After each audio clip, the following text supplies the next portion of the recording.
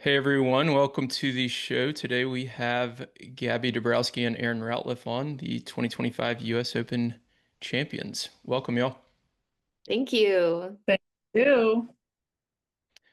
So I wanted to start with y'all won about a week and a half ago, and I'm sure on other podcasts and platforms, including social media, people are able to follow how you prepare for a tournament and then what all is going on during the tournament.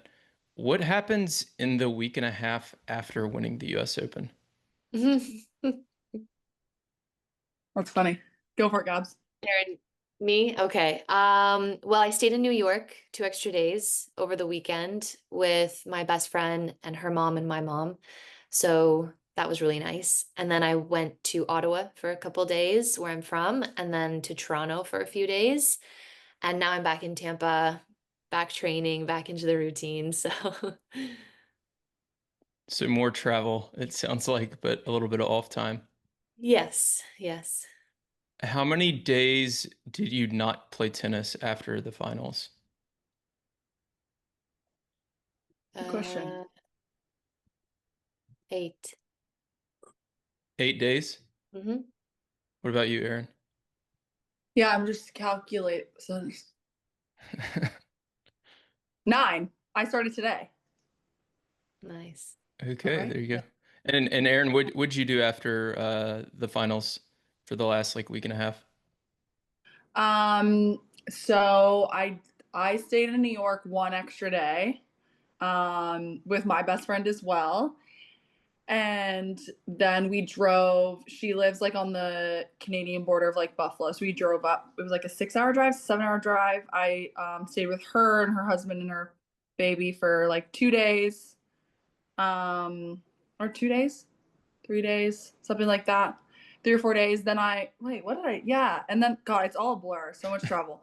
But I saw more family, hung out with them to just like relax a little bit, and then I actually flew to Chicago this past weekend to go to my cousin's wedding, which was super fun because I didn't think I was gonna get to do that. So that was really nice because we won. We didn't go to Seoul, so I could do that, which is nice because we always miss things like that.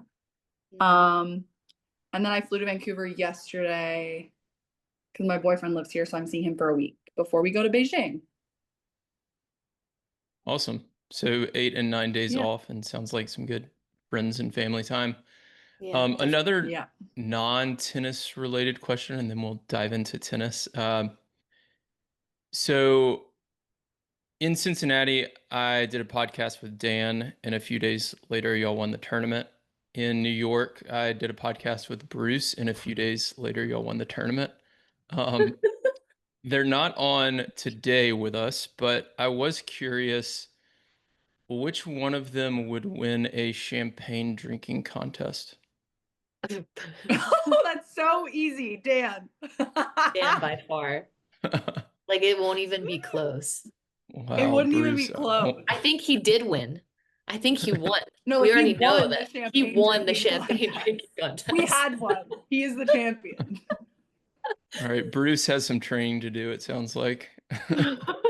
Yeah, Bruce needs to buck up. Like I'd have to bully him to like do something like that. So I want to go to the back to the US Open. So the quarterfinal match, it was on Stadium 17. I was sitting back behind the baseline watching that match, and y'all lost the first set 6-0. And I was actually texting with somebody during the match, and weren't able to watch, and they asked me what was going on. And I'm always hesitant. So like when I'm watching a match on TV, the announcers have to, I guess, kind of put themselves in the player's shoes, and they say things sometimes that I feel like aren't necessarily accurate, like, oh, the pressure got to them. And I'm like, well, we don't know that. Maybe they just happened to miss that backhand because players miss backhands. It may not be because they got nervous. But when I was texting with my friend during this match, I said, it seems like their energy is a little low. I think it'll probably go to a third set because I think they'll figure this out. Mhm. Was that accurate? And how did you turn that match around? Hmm. Um, I I think that was definitely pretty accurate. I think our, but also at the same time, like I think our energy was down maybe because we lost some close, like at the very beginning, honestly, they started really well. Like they had done their homework. And they were clearly doing some set plays that were making us really uncomfortable, I think. And in turn, obviously you're in quarters of a slam, you know, the moment's there that it's a big moment and you're whatever, feeling all the things. And when there, that feeling that you can't really recreate it of like your opponent when you feel like they can do nothing wrong. I hadn't had that feeling in a while. And I do feel like that is one of those moments where for a couple games there, they really, it felt like anyway, they could do nothing wrong. And in that moment, you're kind of like, well, what plays do we do? Like we go back to our basics, but I think, yeah, our basics were working at the end of the match, but right then our basics weren't really working. Like we had to do something a little bit better. And then also obviously your energy, because you're like, well, we haven't won a game yet. So no, I don't know of a single player on tour that's like gonna have really good energy when they're down like 4-0. But yeah, I would say that's definitely accurate. I don't know. Gaby probably has like similar, little bit of a different perspective. No, I do feel like the energy was lower. But like Erin said, they started lights out and very strong, and we were not quite at our best, I would say. So even we were down 5-love though, I thought to myself, well, we came back from 5-love in Cincinnati in the first round. So I was like, well, maybe there's still a shot. We'll see. So I was kind of already starting to like gear up for there to be an energy shift.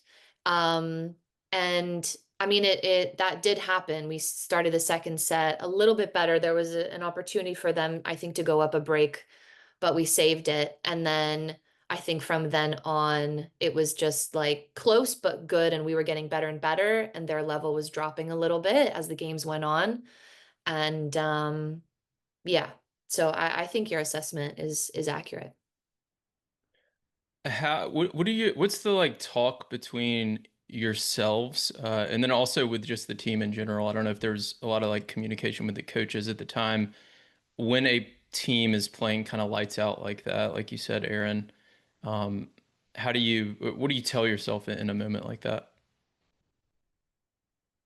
Um, yeah, I think it's like kind of a balance between the way you're feeling and what you're saying to yourself. They're kind of three balances. It's what you're saying to yourself, and there's what Gaby and I are talking about, what we're saying to each other. And then there's what the coaches are saying to us and also us individually, because we both, you know, have different perspectives, different games, blah, blah, blah. So I don't know really what I was saying to myself, but I think we did have one combo where it was like they're, you know, they're playing really well and it has been really close, similar to like in Cincinnati where it's like we're down 5-0 and we were like, well, what do we think? And it's like, well, I mean, we've just lost a couple. In that sense, it was like deuce points, and then this one is maybe is like more in add out kind of vibes where the games are closer. But I think, you know, we just try to support each other and try to be as present moment, because that's the reason why you're feeling those feelings, I think, is because you're thinking like of the future, like losing the match. So we try to like remind ourselves that we're still in it and we're still very much there, and things can switch really quickly, because I think that's, it's like a spiral situation where you don't feel like it can switch really quickly because you're on the other end of it, but it really can. It's crazy how many matches you watch where it's like all of a sudden 1 point and the whole match is completely turned around, which I think is what happened in that match for us at that point that Gaby was talking about. But yeah, you just try to talk yourself off a ledge a little bit. Anything to add, Gabby? No, I mean, in that match in particular, I remember Dan saying something to me like, come on, guys, like trying to bring up our energy. And then, you know, you can win this match. And I turned to him and I was like, I know, like a bit sassy. Um, and because in my head, it wasn't about can we win or yeah, are we gonna win? Are we not gonna, like it wasn't, I believe that we can win like every match that we play, but we weren't acting like it at the time, I guess. Or maybe it didn't seem like that to everyone on the outside. Because sometimes what we feel on the court is different than what other people are seeing happen too. So Sometimes our coaches like to kind of shake us a bit, I think. And sometimes that can be really helpful when maybe we're internalizing a little bit. So I want to go back to a comment you just said because that is something that came up through one of the Instagram questions. You said, I believe we can win every match that we play. Is that something you've always had? And if not, how has that developed over time or over your career, I guess? definitely not. I'm don't inherently have a lot of belief. I'm a little bit more of like imposter syndrome towards that side of things.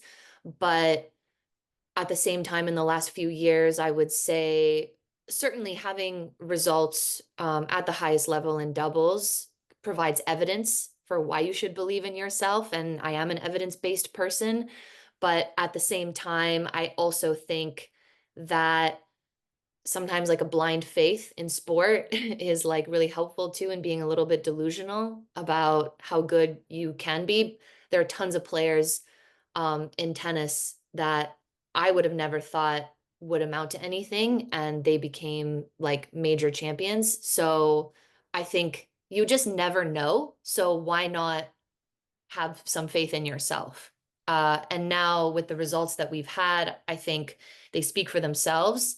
So any match that we play, I know we have the capability of winning. And if we're at our best, then our opponents are going to have to bring pretty close to their best to be able to beat us. And I take that as a huge positive. And um, yeah, but yeah, it's definitely didn't come naturally to me for a long time, that's for sure. Erin, what about for you? Is belief something that you've had to develop over time, or do you feel like you've had a little bit of that kind of, I guess the word Gabby used was like delusional side maybe when you were younger too, or how's that worked for you?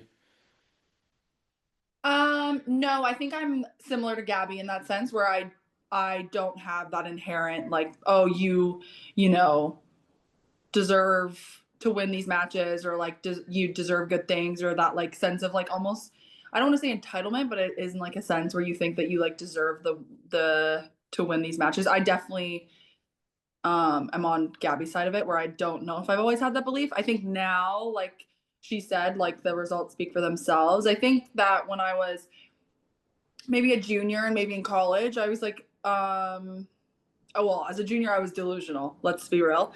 Um, but in college, but I definitely like believe that I was like, a good tennis player and good results will come. And I think after when I was playing pro after school, just having like such a tough time and not winning that much and going through all those hard, the tennis grind that everyone talks about, that I definitely like I was like, okay, well, I'm good, but everyone's good, and like it's not about being good. It's about like the little things that you do in order to like put yourself like 1% above everyone else. Um, and I definitely have had to work at that for sure. Because I mean, until like 3 weeks ago, a month ago, like our year was fine. It wasn't amazing. If you're comparing it to our year last year, it was like not very good at all. Don't like to use the words good and bad, but it wasn't like um we definitely weren't at the place that we thought we could be at.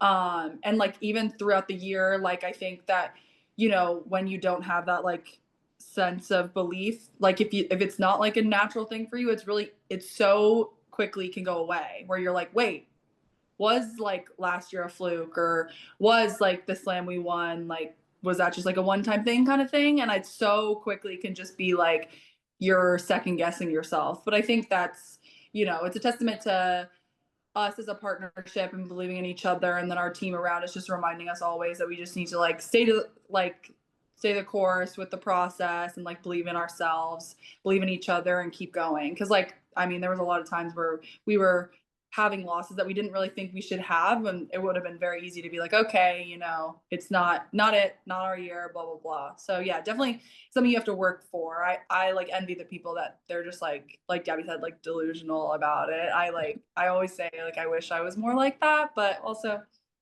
that's okay.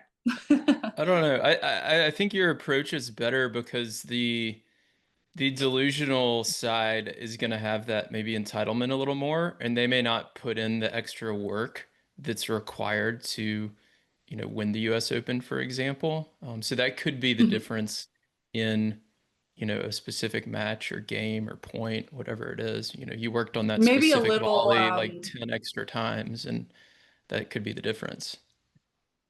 maybe a little also to your point, like a little less sustainable if you're like that. Like it's not like a um consistent results, consistent success. But Sure. yeah. Yeah, 100%. So I want to move to the semifinal and final. It seemed like from watching, so I was there for the semifinal match. I watched the finals on TV. It seemed like from watching, everything kind of came together. Like it seemed like the perfect balance of focus, energy. You had a good game plan, and you were also having a lot of fun on the court. What clicked in the semis and finals to beat two of, I guess, probably two of the best three teams in the world, both in straight sets? Well, I think one thing that helped us was going through like a couple challenging matches with our second round, with our quarterfinals. It felt like we were in the position that we always want to be in, and I feel like we like totally embraced it.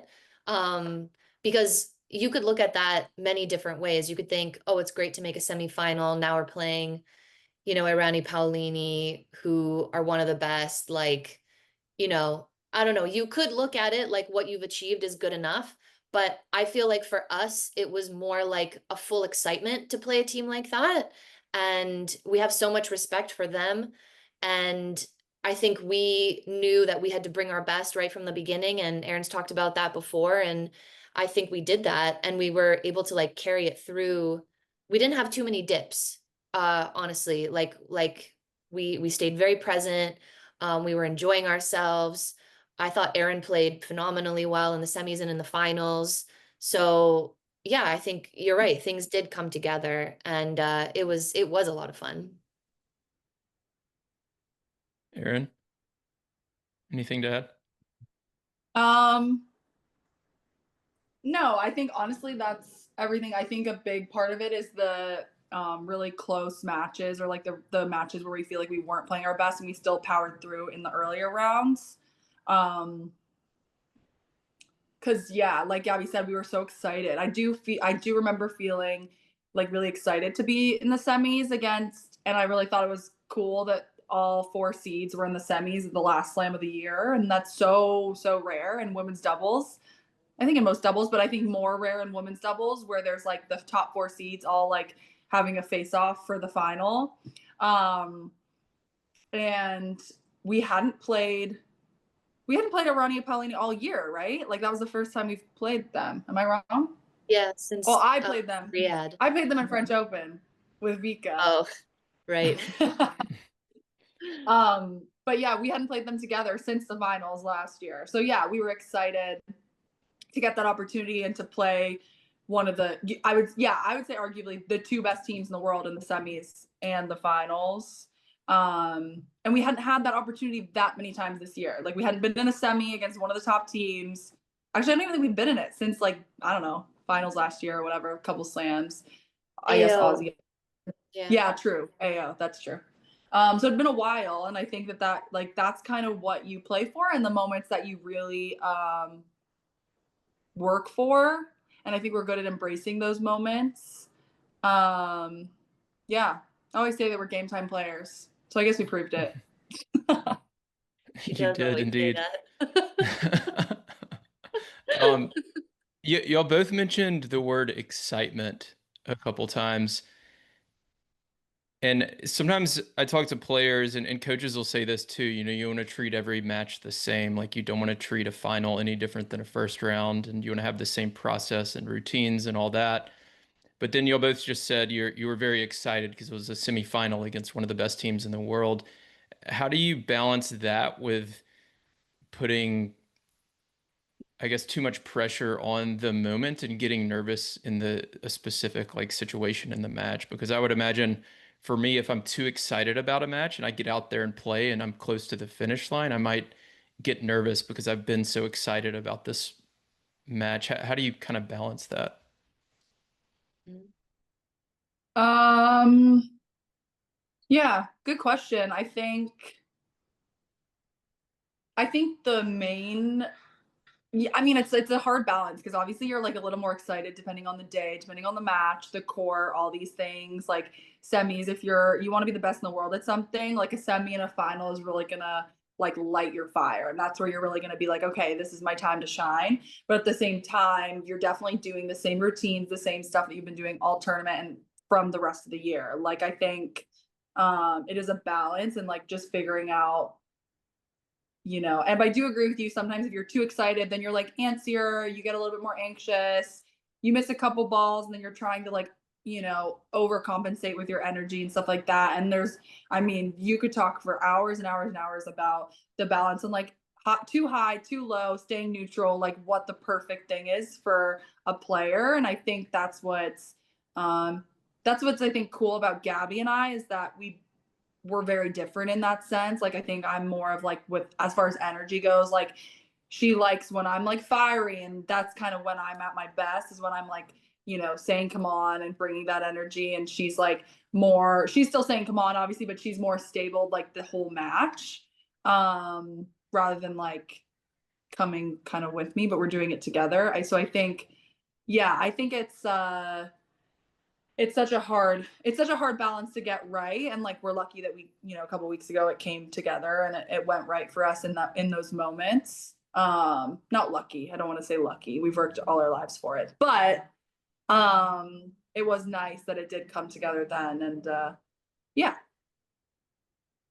So Gabby, maybe you can answer this. Let's say, so Erin was just talking about the times when you're excited about the match, you get out there, you're a little bit too antsy, and maybe you're not playing your best because of that. So you have to maybe bring it down and calm yourself down a little bit. And then there's other times where maybe the energy's too low and you have to bring it up. How do you go in each of those directions to find that balance? Yeah, not easy. I would say I tend to not have too many low dips or too many high peaks. Like I am a little bit more even keel. My dips are like a little bit and my peaks are like a little bit. Um, so I feel like it's usually like naturally I'm not overly outwardly positive, I would say, in like a loud sense or a fiery sense.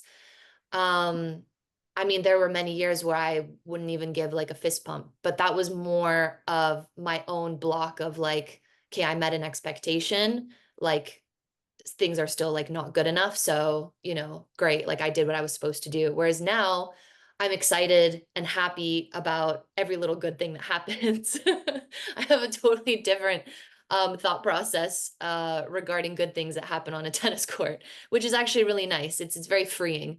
But I think generally it's more I notice um I'm not really looking so much at like low energy or high energy for myself. I'm looking more of like, am I approaching this situation, embracing it with a feeling of expansion and playing free? Or am I internalizing? Am I getting a little too frustrated and naggy at myself? In which case, I feel like I'm playing more constricted. So I really try to pay attention to that. And also, if I'm playing more in my body or more with my head. So I try to bring it down from my head and into my body. And then because there are times when I feel like my energy is very neutral, but inside my internal dialogue is actually very positive. It just might not outwardly seem that way. Whereas in years past, if I was quiet, likely it was probably a negative internal dialogue. So I feel like I've made a shift for myself personally, and I've sort of found um, a good path that seems to be working pretty well for me. But I feel like everyone's a little bit different of how they get to that place of how they raise their energy or of how they need to kind of um, control or I would say like downplay their parasympathetic nervous system a little bit if you're a little bit too agitated. Yeah, that's some really, really good stuff in there. We could talk about that all day. Yeah. I want to ask one more question. I noticed, Gaby, it seemed to me, I don't know, maybe this is just the first time I noticed it, but it seemed to me like you were smiling a bit more than usual on the court. Even after y'all like lost some points. I think there was a point in the final where you like lost the point and fell down or something, and then you got up like with a smile on. And this was like a I big fell down moment. or Aaron fell down. Or maybe Erin fell. I Aaron don't fell down. remember. Okay. But Would I be a remember final if one of us didn't fall down. I'm I just think kidding. y'all had lost the point, and it was like a very big moment. I think it was like 4-all or something in one of the sets, and you were smiling after y'all had lost the point. Talk about, are you smiling more than usual? Why are you doing it, and how does it help?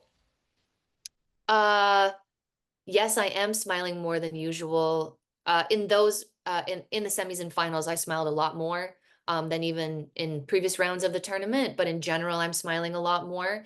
And it sounds like very cliche, but I am very grateful to be doing what I'm doing. And so I find that reminding myself of that helps relax me in matches, and smiling helps relax me as well. And remembering that this is a game and I'm here to play a game and I want to enjoy it. Why not? And I'm here to get better. Why not? So I feel like it comes from a very genuine place now. You know, there are times in years past where people were like, "Oh, just smile, like fake it till you make it, whatever."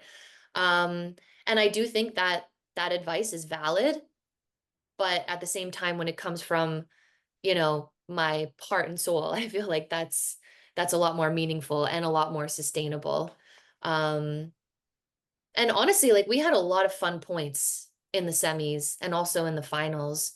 And after that one that where Erin fell down, like I think we lost that point, but I felt like we were doing the right things, so it was like still a positive, even though we lost the point, right? So I think when your intentionality is good, even if the result's not quite there, like I have a lot of trust that things will, turn in our favor at some point with the right mindset going into each point. And I think we had that, and then that reflected in the attitude, I think, too. Yeah, that's really good. Erin, I want to switch to you and ask more of a tactical question, I guess. You serve and volleyed a lot throughout the tournament, and you did it really well, especially in the semifinals and finals. If you were to take a club level player who serves and stays back, never serves and volleys, and teach them how to serve and volley, how would you do it? Wow. I would, this is all, that's just Bruce. So we can thank Bruce Lipka for that one. Um, Listen to last week's um, episode. yeah, literally listen to last week's episode. That'll tell you. Um, I think the biggest thing that changed my life and my career in serve and volleying in general was just that I always looked at serve and volleying as like you hit, you move, you stop, you hit again, and then you keep moving. Whereas it's like it's a continuous motion. Um, so as you're hitting, like you're kind of like literally walking or running through the serve and the volley, and it's all like one. Like the best serve volleyers in the world, if you were to go and watch them, like it's one. It kind of looks like one motion. It's really fluid, and there's not this like stop start, which is it's so hard to learn. It's so hard to you know teach yourself because as juniors we all grew up as singles players and it's all stop start, like you're hitting, you're split stepping, you go to the forehand, you stop, you move back, like it's not at all like that. It's just a completely different movement, which I think is what Bruce has done so well in like teaching me and teaching us. So yeah, I would just try. I don't know how. Yeah, there's like a couple drills I would do. I guess I would just try to say to start really slowly and like literally walk through your serve and volley and like over exaggerate it to the point where like you're hitting the volley and you're hitting another volley and you're like touching the net maybe. Like just keep going forward until, and like if you feel yourself like there is like a split step obviously there, but the split step's very fluid. You're split stepping and then you're moving through the volley. And like with both Gaby and I, when we're serving volleying, when we're not hitting our first volley well, it's almost all the time because we're like too loud, we say, like, or it's too like, stop start, because you're always on your toes. So you get nervous, you lose your feet, you stop to hit the volley, and then you're kind of like frazzled. But yeah, that was like, and I never really understood it. I would watch people do it, I would try to do it myself, and I never really got it, but he was the first person to kind of teach me that. So that would be my advice, which is, it wasn't great advice, but listen to the last That's episode. good. No, I think it's good advice. No, Oh, good. that's really good. Yeah, no, I mean, I've never thought about it that way. I serve in volley some, but it's not something I teach a lot. And because I don't teach technique really, Bruce and y'all are probably a lot better at that than me. But yeah, I've never thought about it as kind of one fluid motion like that, but that makes a lot of sense. No, So good. I want to move on to questions from Instagram and Twitter, and then we'll hop off here. First is well, this one's from Tennis Tribe writer Hanlon. He wanted to know, and it sounds like he listened to your episode on Control the Controllables recently.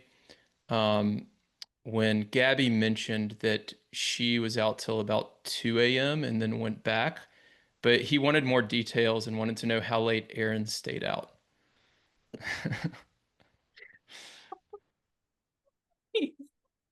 Stayed out or stayed standing? He just wanted more details. I don't know Go when for Erin it, Gab. left. Go with the details. Go with the details. What are you willing to share, Erin? I don't know when Erin left. We went to dinner. Okay, dinner was amazing, first of all. It was like this set menu. One of Erin's friends organized the whole thing.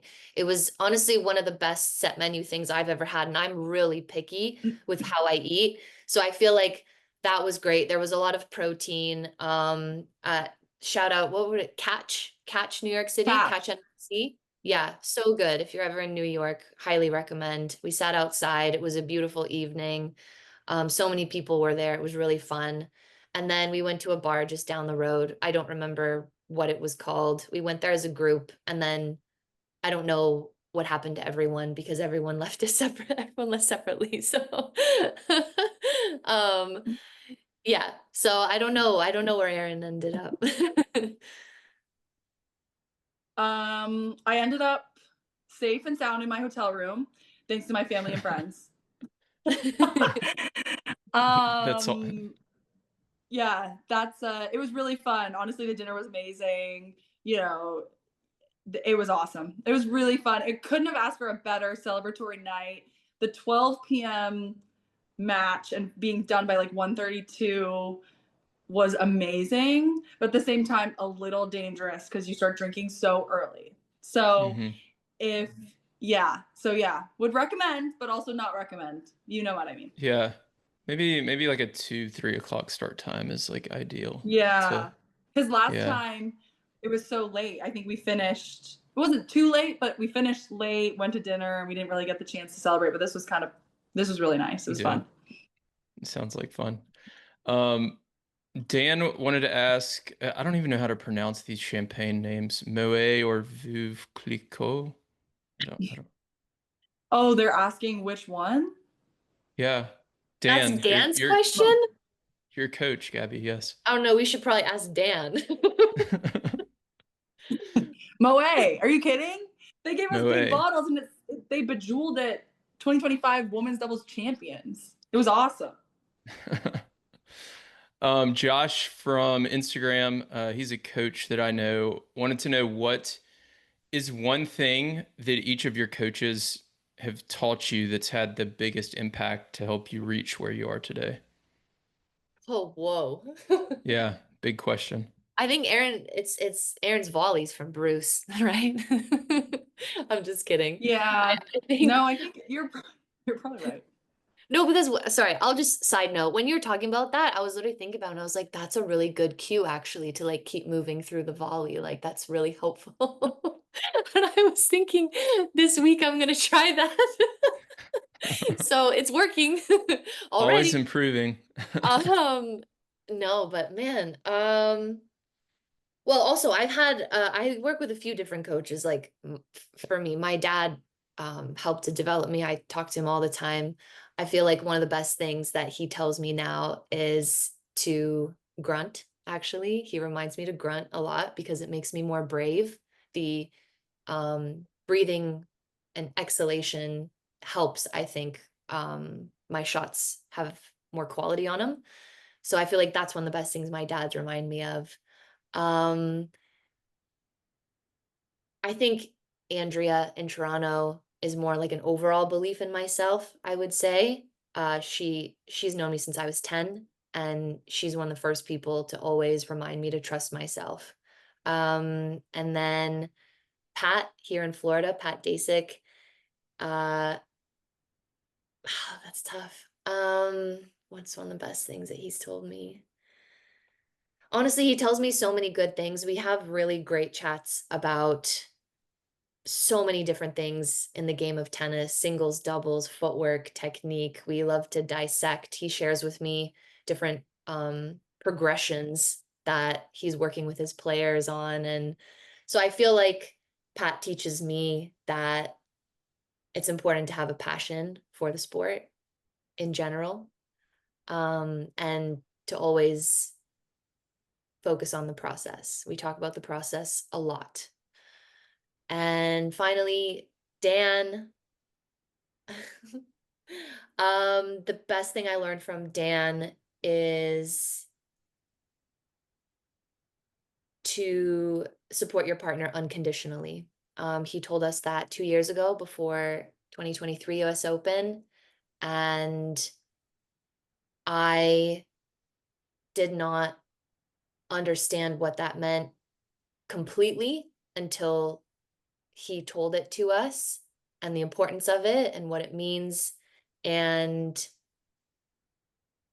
yeah, like I think my whole tennis career supporting my doubles partner was very important, but sometimes I think I got so much in my head about stuff that I wouldn't always have the awareness of how my attitude and behavior was impacting my partner.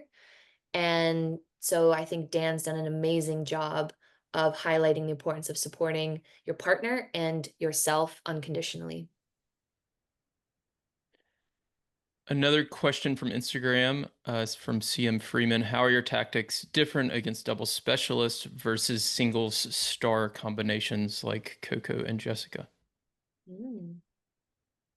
Good question. I think it actually changes quite a bit. I think with doubles pairings that have their set plays, we do like, well, I mean, everyone has their set plays, but we do a little bit more, um, making them uncomfortable, and we kind of switch our plays a little bit more based on that. And then when we're playing like singles stars or singles players or whatever you want to call them, our game naturally makes them uncomfortable. So we don't need to worry that much about that. It's more about, executing what our game style is. So I would say like that's like the broad answer. But it really depends on who we're playing. But yeah, I would say that that's like the main answer that we change based on who we're playing.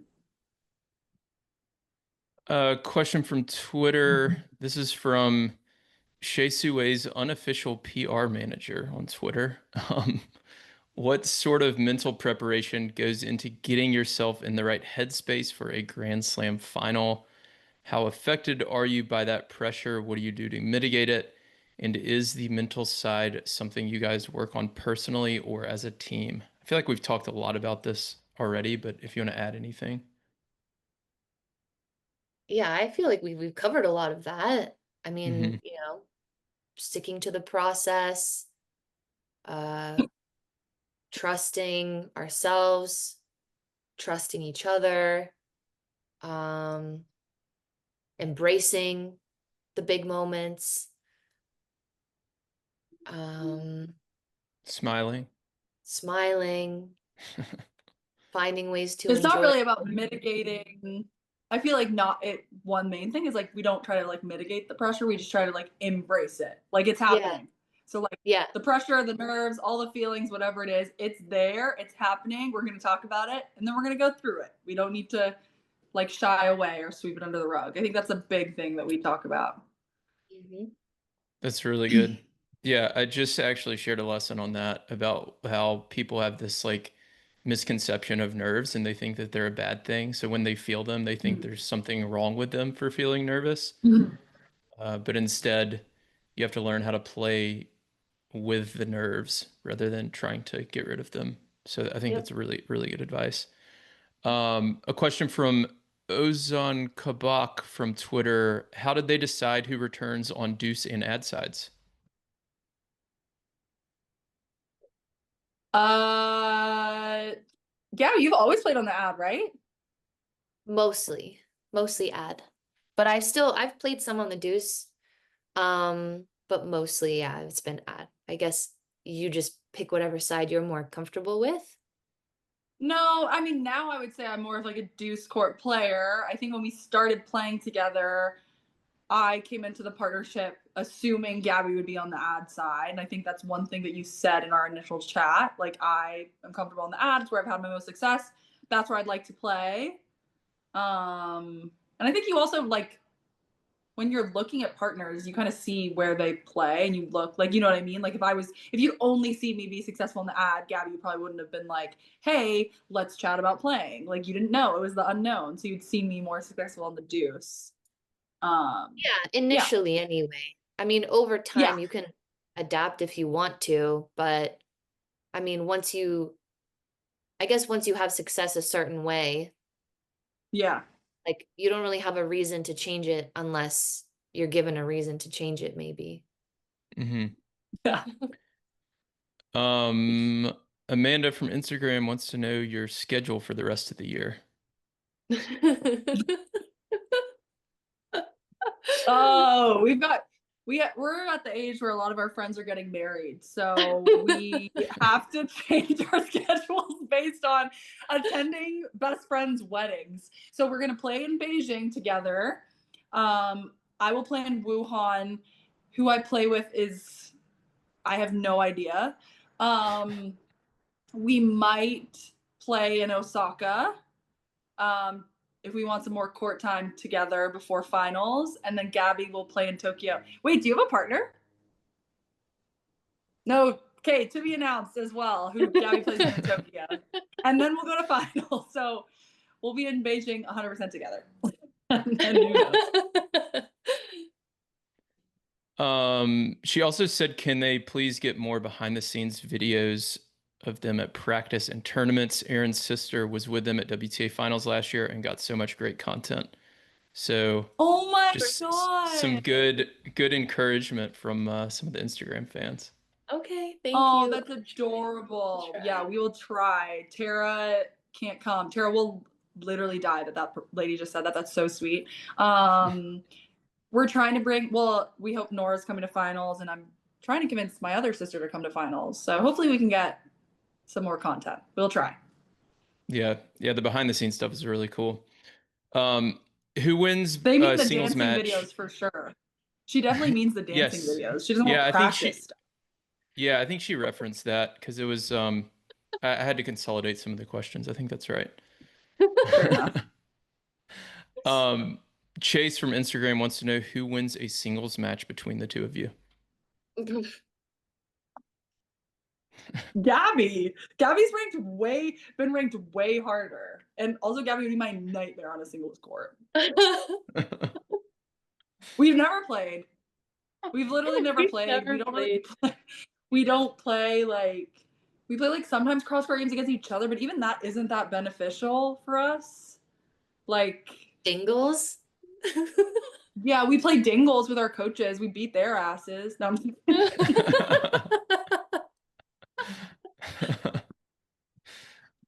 The next we need to get video of that actually. That's what we need.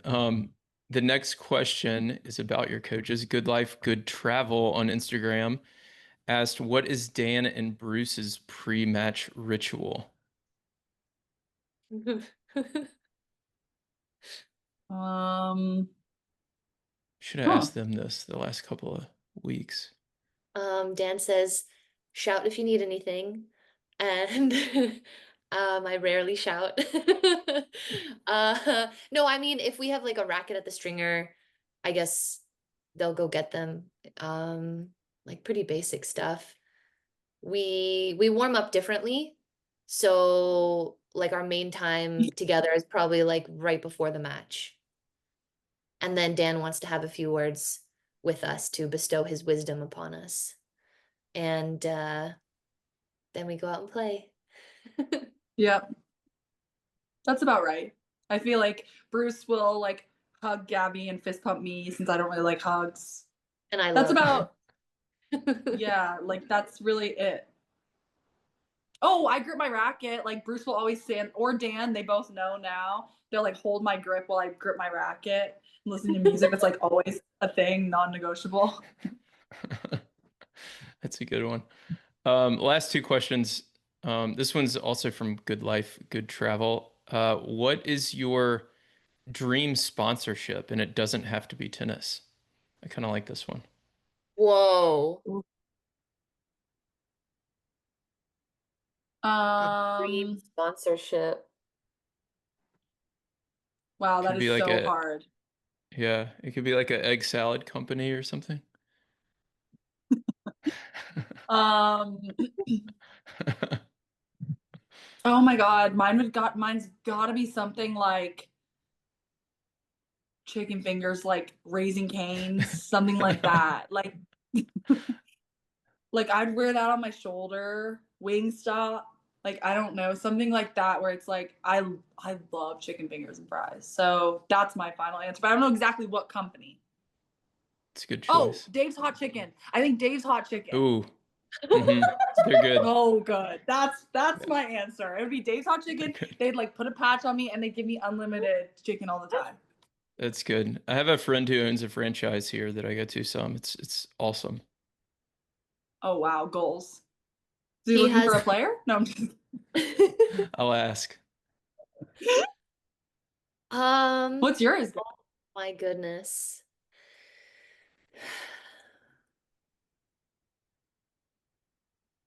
Um, you know what? It's I already have it. It's with IM8 and because because I have a much bigger focus on my health ever since last year. And so I feel like, and I genuinely feel the benefits of having used this product since March. I'm actually going to make a reel today or tomorrow and talk about it again. But like, I really appreciate the people behind the product. They're brilliant, they care a lot, and I feel a difference taking it. So I feel like just in terms of my overall physical well-being, it's been a game changer for me. And yeah, so maybe it's a lame answer to tell you something that I already have, but that's it for me. That's awesome. Well, Erin, you've got some more to do to get Dave's hot chicken because Gabby's already got hers. All right, last question, y'all. This took a little bit longer than I promised, and I apologize for that. No, it's okay. Sandra Fine. from Instagram asks, "What is the biggest challenge you've had to overcome making a strong partnership?" So I guess as a team. Hmm.